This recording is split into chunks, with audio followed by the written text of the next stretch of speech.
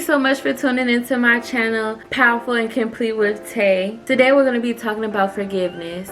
Although the message of forgiveness is all throughout the Bible, there's one particular scripture in the Bible that I wanted to reference so that we can keep a level head when we've forgiven somebody.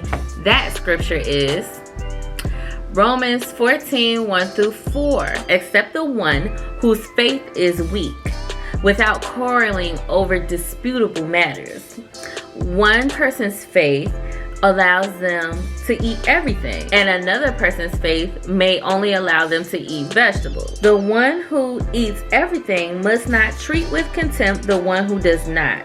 And the one who does not eat everything must not judge the one who does, for God has accepted them. Who are you to judge someone else's servant? To their own master's servants stand or fall, and they will stand, for the Lord is able to make them stand. In this scripture, it surely does sound like they're talking about vegetables, but if you apply it to the message of forgiveness, it is saying something very profound, something that some people just need to be reminded of. Of course, we're thinking in the aspect of, well, this person did something to me, so, you know, I can go on with the rest of my life. But how will I really feel deep down inside when I come to that person again, whether it's somebody that, you know, you work with, or if it is a friend of a friend? Who are you on the inside? Deep down inside, are you that person that will really forgive somebody and be able to genuinely smile in this person's face and greet them when you do see them? Are you the person that is bitter, that will act like they're okay but secretly just don't like them because of the previous situation? Are you the person that will outwardly say, I just can't forgive them? Who are you? Who are you on the inside? Who is that person on the inside that you don't want anybody to know? You don't want anybody to know that that's how you really feel. That is the aspect of the person that you need to do some work on.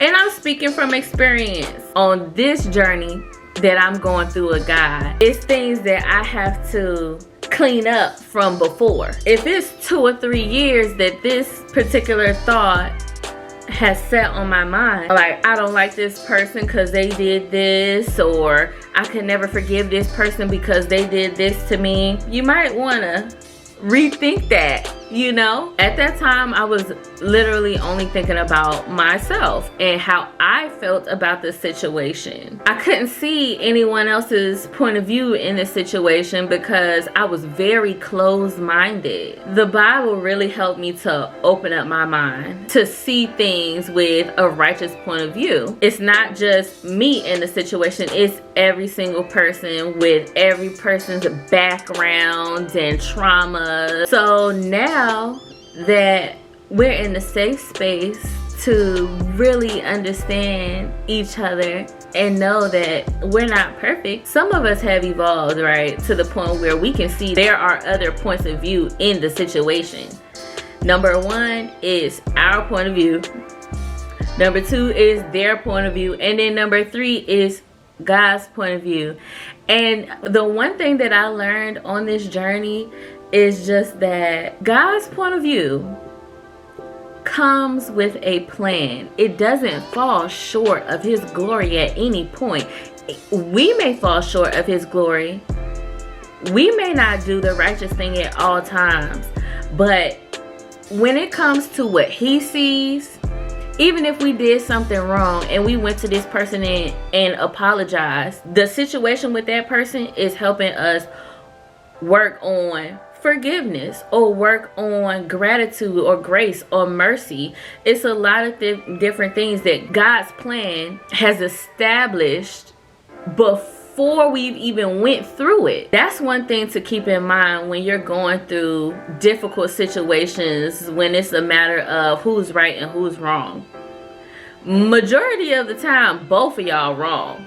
To be honest, it's something that you did in reference to the situation, and then it's something that they did wrong in reference to the situation. But y'all gotta look at it with God's point of view. Try to see through the situation to God's point of view. Sometimes you will go to a particular person that you've been in a situation with, and you will apologize because you genuinely feel that way in your heart. God has bestowed that grace upon you, and your cup is overfilling, so that you're able to even go and apologize to someone. They may still be in that same spot where they don't think they've done anything wrong, or they don't have the courage to say that they're sorry. They don't have the insight on themselves and their personal trauma to understand that they've impacted you in some type of way. Maybe they don't understand trauma at all. Even if they've been a Christian since before you were alive,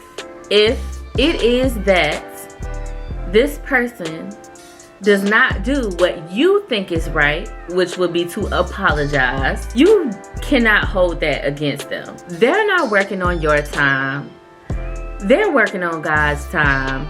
And when God sees fit to have that particular situation resolved, that is when that will happen. Another note to take away from this as well is that sometimes these people that you are having situations with, they are working on different things in their lives that may be more of a big deal than what you and that person has going on. So when this situation with you and them happen, they may not be at the point where they are able to even focus on what's going on with you and them, because they've already got a fire going on in somewhere else in their life. Who are you to say, oh, come put out my fire first because I'm hurting, and you not deal with your fire that you got over here from your childhood?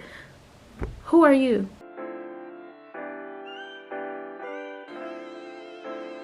Thank you so much for watching and tuning into my channel. Please like, comment, subscribe.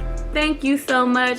And there are two people that I wanted to thank, Shaheem and Aaliyah from the skating ring. Thank you so much for subscribing to my channel. I really appreciate you.